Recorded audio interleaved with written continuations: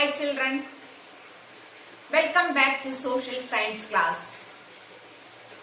In the previous class, we had already discussed the second chapter of history, Kings and Kingdoms. Which are the new dynasties emerged in India during the 7th to 12th centuries that we had already discussed in that class.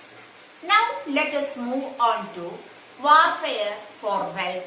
That is, what did the rulers of these dynasties do to attain acceptance? What did the rulers of these dynasties do to gain acceptance? All the ruling dynasties were based on a particular region. At times, the rulers of these dynasties tried to control other regions also. One particularly prized area was the city of canals in Ganga Valley. All through centuries, the rulers of Gujarat Pradhanas, Rashtrakutas and Palas dynasties fought to attain control over canals. As there were three parties in the long-term struggle, historians used to describe it as tripartite struggle. So, what do you mean by tripartite struggle? Over the centuries, the rulers of Gujarat Pradhanas, Rashtrakutas and Palas fought to control the city of canals. It was described by the historians as tripartite struggle. Now, all these rulers tried to demonstrate their power, wealth and resources by constructing large temples. So, while the rulers, they tried to attack other countries, they also targeted large temples. One of the best known of such ruler is Sultan Mahmud of Ghazni. He ruled Afghanistan from 997 to 1030 AD.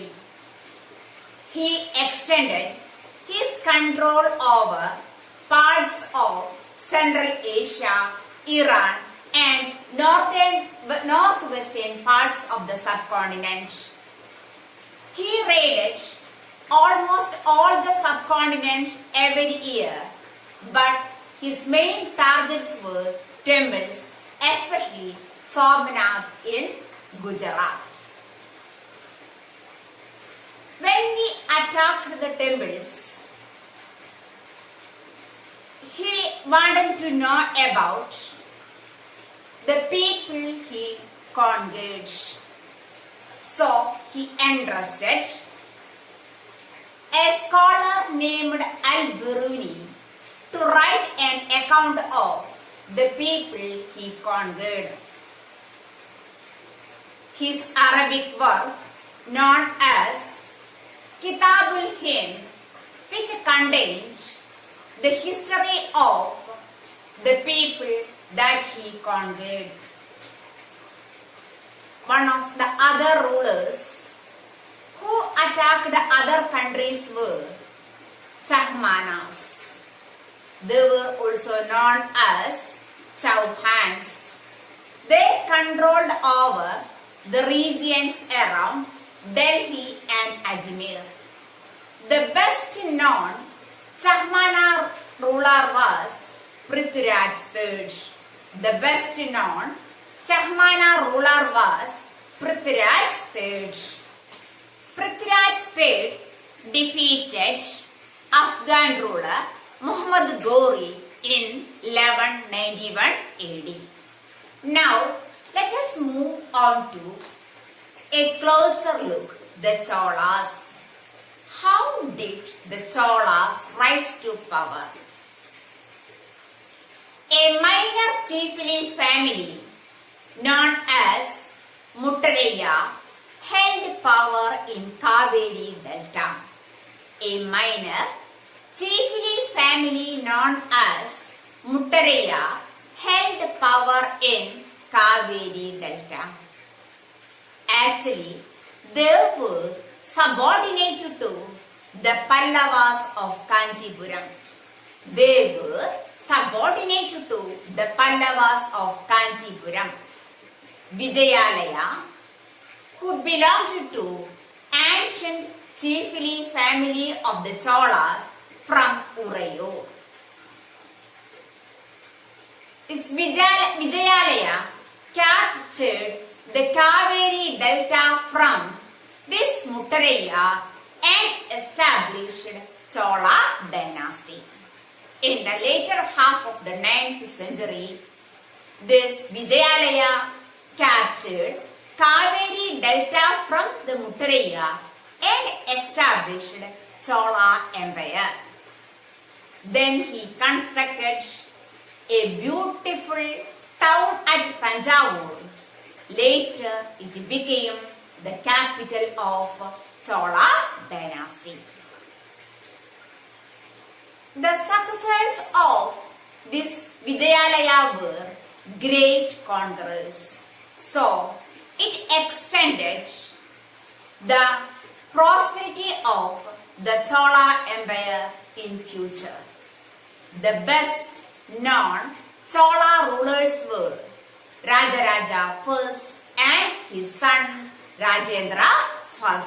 Now, let us move on to the administration of the Chola Empire. The settlements of the peasants, known as or became very prosperous with the spread of agriculture and irrigation. The settlements of the peasants, known as or became very prosperous with the spread of agriculture and irrigation. Large villages formed larger units known as Nadu. Villages formed larger units known as Nadu. The village council and Nadu have various administrative functions to perform, including dispensing justice and collecting taxes. The village council and Nadu have various administrative functions to perform, including dispensing justice and collecting taxes. Rich peasants of Vellala caste exercised considerable control over Nadu. Rich peasants of Vellala caste exercised considerable control over Nadu under the guidance of the Chola government.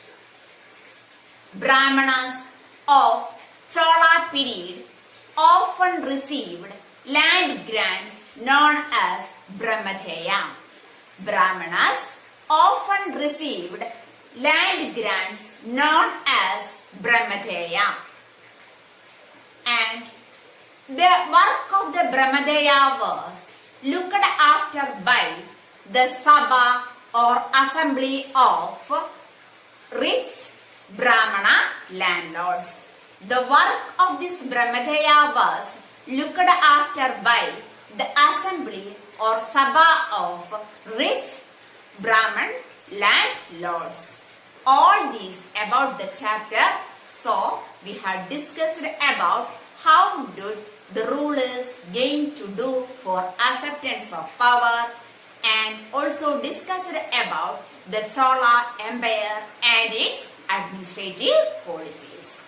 Okay, thank you children, thank you.